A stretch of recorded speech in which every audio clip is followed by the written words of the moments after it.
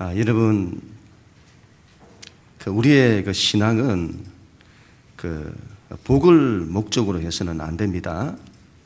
복을 받기 위해서 하나님을 믿어서는 안 됩니다. 그러나 하나님을 잘 믿어 복이 있어야 합니다. 하나님 앞에서 복 있는 사람이 되어야 합니다. 그런 사람은 어떤 사람일까요? 오늘 예수님께서 사람들을 초청을 하십니다. 그들 중 상당수는 당시 세상에서 지지리도 복이 없다는 사람들입니다. 예수님께서는 그들에게 복이 있다고 하시면서 하나님 나라를 가르치십니다. 그 유명한 산상수훈이죠. 그 산상수훈의 첫 번째가 팔복으로 시작이 됩니다. 바로 천국 백성의 자질이죠. 하나님의 사람은 이래야 한다. 이런 사람이 복이 있다. 세상은 이런 자질에 별로 관심이 없습니다. 그러나 하나님 나라에서는 대단히 중요한 자질입니다. 우리 예수님의 인격이시기도 합니다. 우리는 그런 사람이 되어야 합니다. 지난주에 4가지 자질에 대해서 함께 나누었고 오늘 나머지 4가지를 살펴보겠습니다. 5번째 복, 긍휼히 여기는 자가 되어야 합니다. 7절 같이 읽습니다. 시작. 긍휼히 여기는 자는 복이 있나니 그들이 긍휼히 여김을 받을 것이며. 아멘. 여러분, 여기서 이제 긍휼이라는 이 말이 참 어렵습니다. 영어로 하면 이 compassion이라는 단어가 비슷하지 않겠나 싶습니다. 이 compassion은 com이라는 단어와 passion이라는 단어의 합성어인데, 이 com은 함께라는 뜻이고 passion은 열정이라는 뜻도 있고 고통이라는 뜻도 있습니다. 그래서 함께 고통한다, 함께 고통을 나눈다는 뜻입니다. 다른 사람의 아픔을 마치 자신의 아픔처럼 느끼는 걸 말하죠. 배우 차인표 씨나 여러 연예인들이 활동하는 컴패션이란 단체가 그런 일을 하죠. 어려운 이웃의 고통을 함께 나누는 걸 말합니다. 함께 웃고 함께 우는 겁니다. 그 사람이 잘 되는 것을 함께 기뻐하고 그 사람이 안 된 것에 대해서는 함께 슬퍼하며 도와준다. 이걸 긍휼이라고 하는 거죠. 우리 예수님의 성품입니다. 예수님은 긍휼이 많으세요.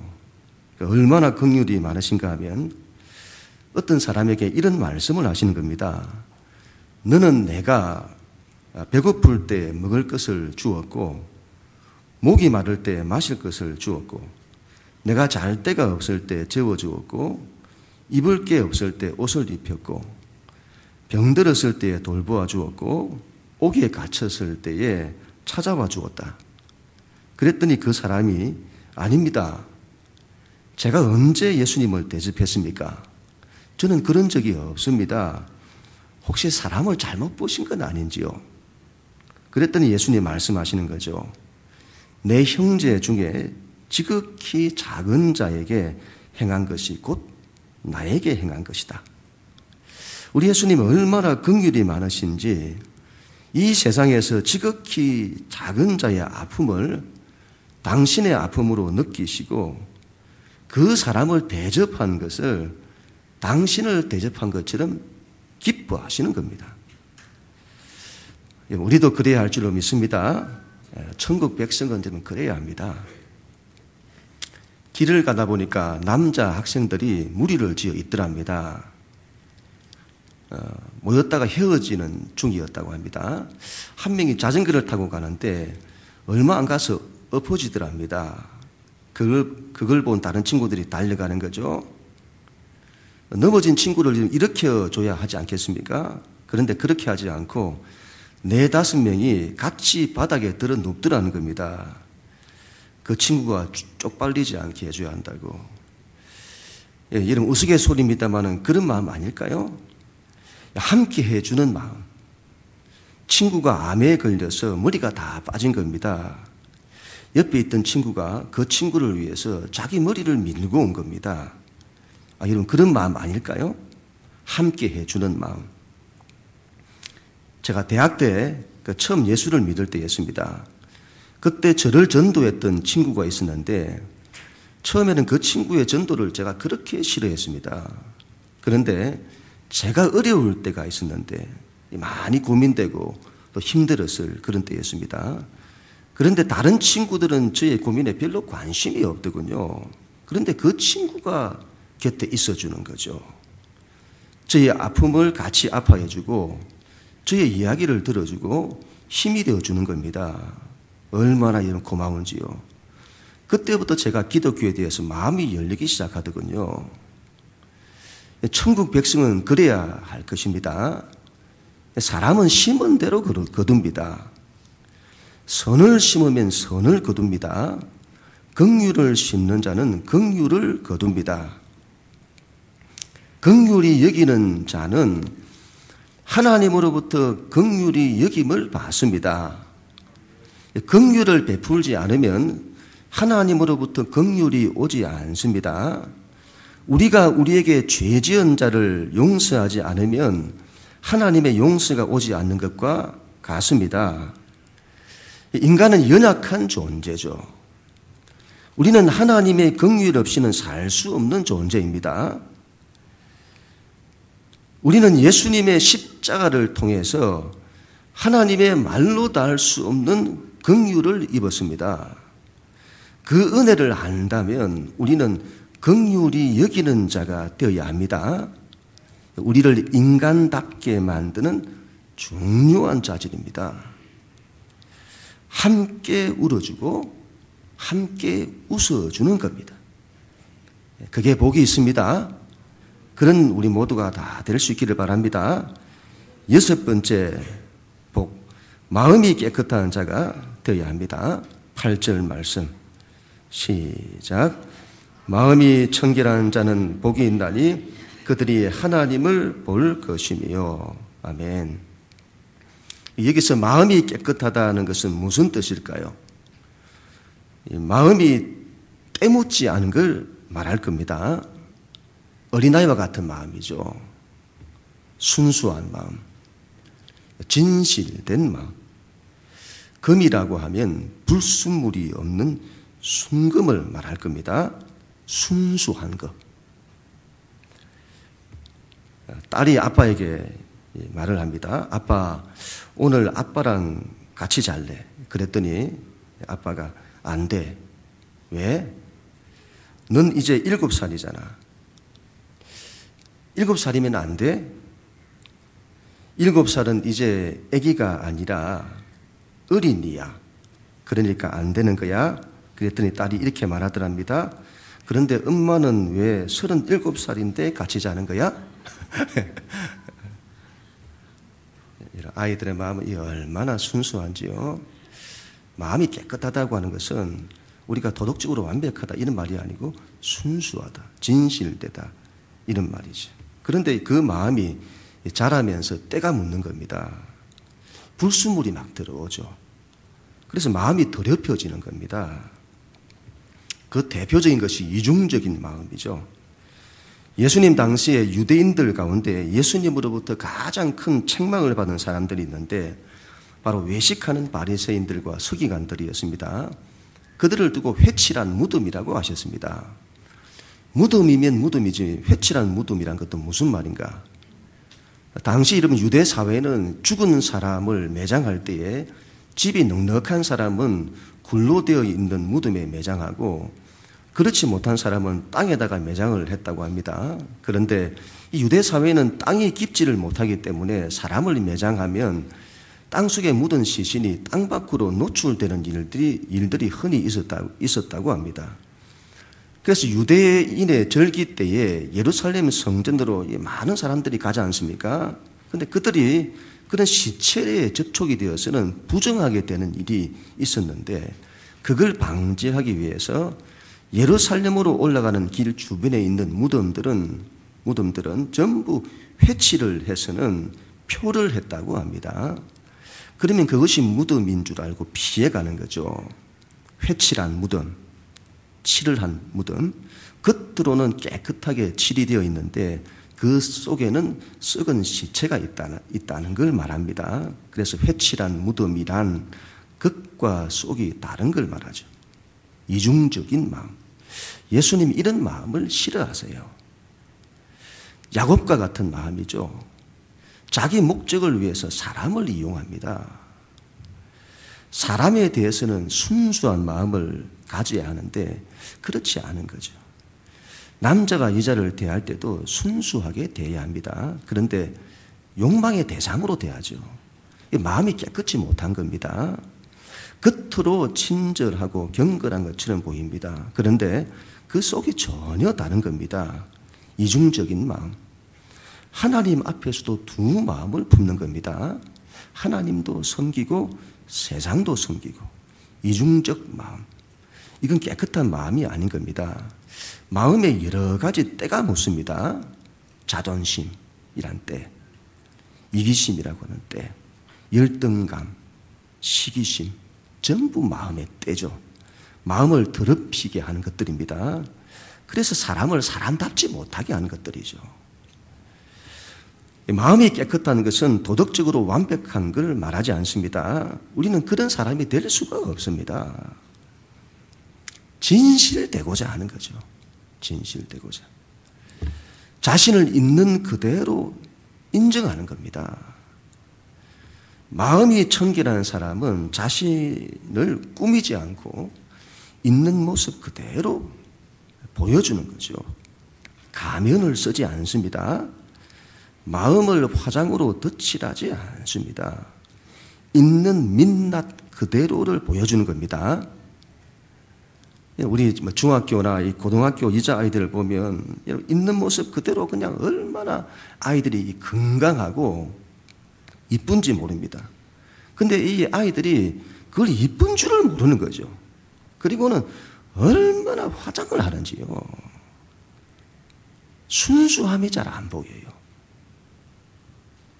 자꾸 뭔가를 꾸미려고 하고 꾸며진 모습을 보여주려고 합니다. 마음도 그렇게 하고자 하는 거죠. 있는 그대로를 받아들일 수 있는 사람이 되어야 됩니다. 쉽지 않겠지만 그런 사람이 되어야 합니다. 하나님, 제가 이런 사람입니다. 하나님, 저는 죄인입니다. 하나님, 불쌍히 여겨 주십시오. 이런 걸 진실된 마음이라고 하는 거죠. 순수한 마음. 마음이 깨끗한 자는 복이 있습니다. 하나님을 보게 됩니다. 이건 뭐 틀림이 없습니다. 아이들은 하나님을 잘 봅니다. 하나님을 잘 느껴요. 아이들이 조금만 은혜를 받으면 하나님이 보여요. 근데 어른들은 잘 안 보이죠. 왜 그렇죠? 때가 많이 묻었기 때문이죠. 그래서 눈이 있어도 보지 못하고 귀가 있어도 듣지 못하는 겁니다. 온갖 세상의 이데올로기, 세상의 거짓된 사상과 철학, 도덕과 윤리, 지식과 처세술, 인간의 이기적인 욕망으로 우리의 마음이 더럽혀져 있는데 하나님이 보일 리가 없죠. 욥이라는 사람이 고난을 통해서 하나님을 봅니다. 사단이 시험을 한 겁니다. 저가 하나님을 믿는다는데 순수하지 못하다는 거죠. 사단이. 뭔가 다른 이유가 있다. 사람이 하나님을 믿는 것은 뭔가 다른 이유가 있기 때문이다. 하나님이 하나님이셔서 믿는 사람은 없다. 뭔가가 있다. 하나님을 믿으면 물질적인 복을 준다니까 믿는 거다. 죽지 않고 산다니까 믿는 거다. 하나님이 좋아서 믿는 사람은 없다. 마음에 뭔가 다른 불순물이 있다. 욥은 어떻게 했을까요? 이 사단의 시험을 통과를 합니다. 이 욥의 마음은 하나님께 대한 순수한 마음뿐이었습니다. 결국 그 욥이 하나님을 보게 되죠. 우리도 하나님이 하나님이셔서 믿는 순수한 마음에, 그 마음에 이르는, 이게 쉽지 않겠지만 여러분 그런 자리까지 가고자 해야 될 줄로 믿습니다. 하나님이 하나님이셔서 좋은 겁니다. 그래야 할 때에 하나님이 보이는 거죠. 그래야 할 줄 믿습니다. 마음이 깨끗한 자, 그런 사람은 복이 있습니다. 7번째 복, 평화를 만드는 자가 되어야 합니다. 9절 말씀 시작. 화평케 하는 자는 복이 있나니 그들이 하나님의 아들이라 일컬음을 받을 것이며. 아멘. 여러분, 이스라엘 민족만큼 이 평화를 원했던 민족은 없을 겁니다. 지리적인 위치로 인해서 사이 땅이라고 하죠. 낀 땅, 주변에 이렇게 강대국들이 있으면 그 사이에 껴있는 땅.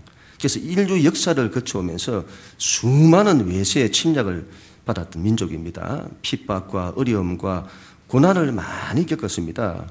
그래서 얼마나 간절히 이 평화를 원했는지 이사야 선지자는 하나님의 나라를 평화의 나라로 예언을 합니다. 그때에 이리가 어린 양과 함께 살며 표범이 어린 염소와 함께 누우며 송아지와 어린 사자와 함께 있어 어린 아이에게 끌리며 내 거룩한 산 모든 곳에서는 해됨도 없고 사감도 없을 것이니 이는 물이 바다를 덮음같이 여호와를 아는 지식이 온 세상에 충만할 것임이니라. 이런 나라를 사모하죠. 근본에 제가 휴가를 갔을 때에 산 정상에 올라갔더니 거기 짐승을 키우는 우리가 있는 겁니다. 그 우리 안에 양과 염소가 있더군요. 확 구분이 되죠. 염소는 두 뿔이 나 있고 좀 성질이 있어 보이죠. 그런데 양은 그렇지 않습니다. 얼마나 온순하게 보이는지요. 어린아이와 똑같습니다. 이런 여러분, 양이, 순한 양이 이리와 함께 있다는 걸 생각을 한번 해보세요. 그런데 이 둘이 너무 잘 지내는 겁니다. 평화. 교회 안에 여러분, 이런 사람, 저런 사람들이 있는 겁니다. 그런데 둘이 너무 잘 지내요. 평화. 갈등과 여러분 싸움은 왜 일어나는 것일까요? 갈등과 싸움이 왜 일어나죠? 대부분 우월감에서 나옵니다. 인간의 죄인된 가장 큰 특징 가운데 하나가 우월감입니다. 자기를 다른 사람보다 더 높이 두는 거죠. 세상이 왜 이렇게 생존 경쟁의 전쟁터가 되었을까요? 남보다 더 높아지고자 하는 데서 시작된 겁니다.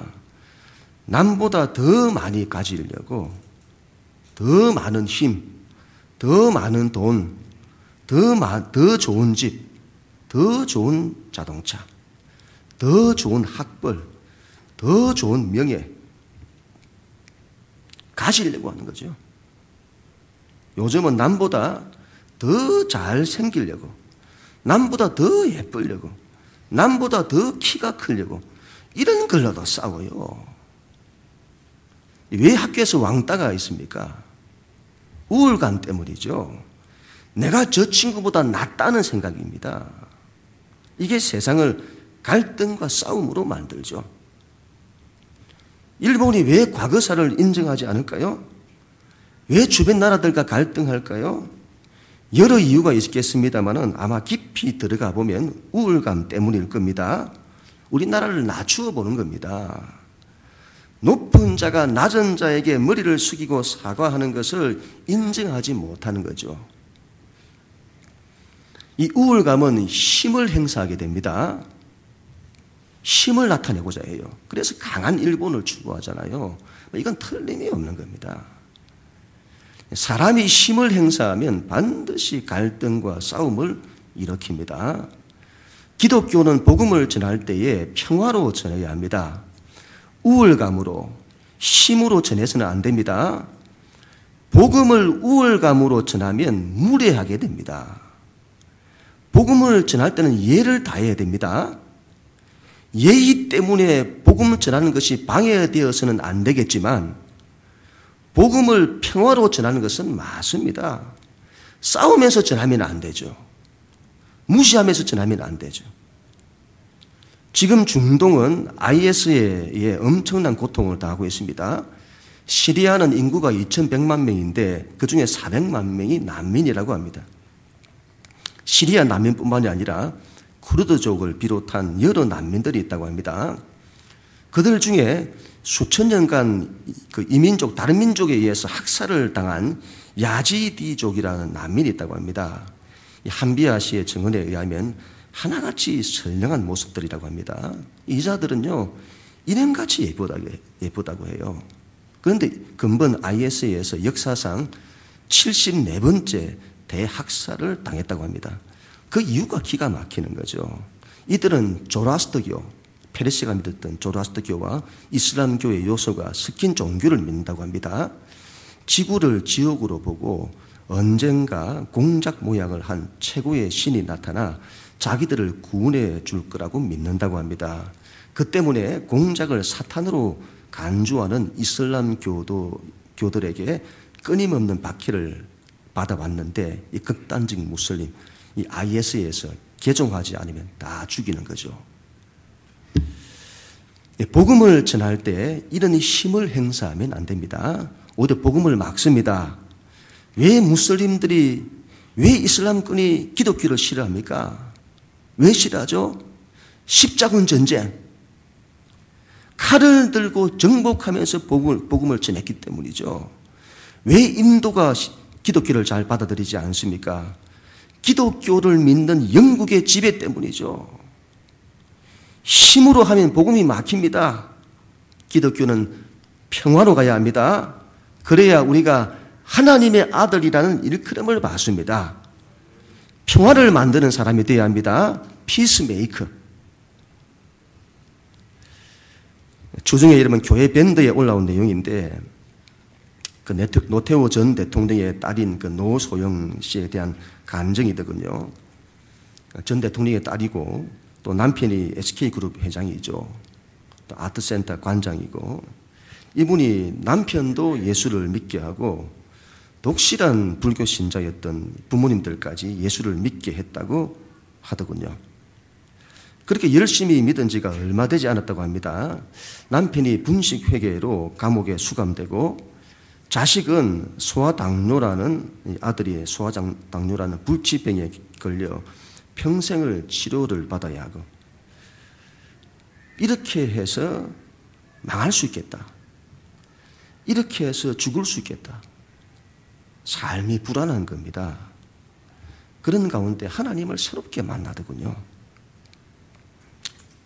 이런 말을 했습니다. 그렇게 불안했는데 평화가 오더라. 평화가 오더라. 다 내려놓고 하나님 바라보니까 평화가 오더라. 일산에 있는 개척교회를 섬긴다고 합니다. 가족들이 다. 가진 자로서 우울감이 없는 겁니다. 귀한 모습이라고 봅니다. 우리 믿는 바는 이래야 됩니다. 자기 자신에 대해서도 평화를 만들고 우리 안에 이런 불안과 두려움 이런 것들에 시달리지 마세요. 우리 예수 그리스도를 바르게 믿으면 평화가 오는 겁니다. 자기 자신도 평화를 대해서도 평화를 만들고 가정에 대해서도 평화를 만드세요. 그런 사람이 되어야 될 줄로 믿습니다. 그리스도인이란 평화를 오게 하는 사람입니다. 우리 예수님이 그런 분이세요. 평화를 만드세요. 우리 예수님 마음에 우월감이 없으세요. 우월감. 내가 다른 이보다 위에 있다고 하는 그런 우월감이 없으세요. 사람과의 관계에서 벽이 없습니다. 벽이 없습니다. 다 소통하는 거죠. 사람을 가리지 않으세요. 우리도 그래야 합니다. 먼저 여러분 자기 안의 평화, 자기와 평화하는 법을 배우세요. 자기와 화해하는, 그리고 이웃과도 평화하는 법을 배워야 합니다. 그런 사람은 복이 있습니다. 하나님의 아들이라고 불리게 될 것입니다. 마지막 8번째 복, 의를 위해 핍박을 받는 자가 되어야 합니다. 10절 말씀 시작. 의를 위하여 핍박을 받는 자는 복이 있나니 천국이 그들의 것임이라. 아멘. 의를 위하여 박해를 받는다. 선뜻 이해가 되지 않죠. 왜 옳은 것을 통해서 박해를 받는 것일까요? 옳은 것을 위하면 인정을 받아야죠. 웬 박해입니까? 핍박입니까? 그 이유는 다른 것이 아닙니다. 그 옳은 것이 하나님의 옳은 것이기 때문입니다. 우리가 여러분 세상이 원하는 것을 추구하면 세상이 우리를 반대하지 않을 겁니다. 예수님께서 이렇게 말씀을 하세요. 세상이 나를 미워한다. 그 이유는 내가 세상을 악하다고 했기 때문이다. 예수님께서는 세상이 하나님을 떠나서 악하다고 말씀을 하셨습니다. 그래서 세상을 추구하지 않으세요. 그랬더니 세상이 예수님을 틀렸다고 하고 미쳤다고 하고 예수님을 핍박하는 겁니다. 세상 사람들은 성공을 원합니다. 부를 원합니다. 인기를 원합니다. 자아실현을 원합니다. 이것이 세상의 의죠. 그들은 세상이라고 하는 이 클럽의 큰 클럽의 멤버십 회원이 되기를 원합니다. 그들은 자신들과 뜻을 같이 하는 멤버들을 찾습니다. 그런데 기독교인들이 거기에 동조하지 않습니다. 그래서 싫어하는 거죠. 요즘은 좀 덜합니다만 이전에는 직장에서 이 그리스도인들이 술을 먹지 않으면 얼마나 싫어했는지 모릅니다. 끼어주지를 않아요. 정직하게 살려고 하면 별스럽다고 합니다. 잘난 척한다고. 좋은 게 아니냐 그렇게 말하죠. 그들은 여러분 믿는 자를 별종으로 취급을 합니다. 진리는 이 세상으로부터 반대를 받습니다. 이건 본질적인 특징이라. 기독교가 바르면 바를수록 그렇습니다. 물론 기독교의 잘못으로 세상으로부터 반대를 받는 경우도 많습니다. 그러나 본질적으로 기독교는 세상으로부터 반대를 받습니다. 우리는 이걸 인정해야 합니다. 그리고는 세상의 핍박을 두려워하지 않아야 합니다.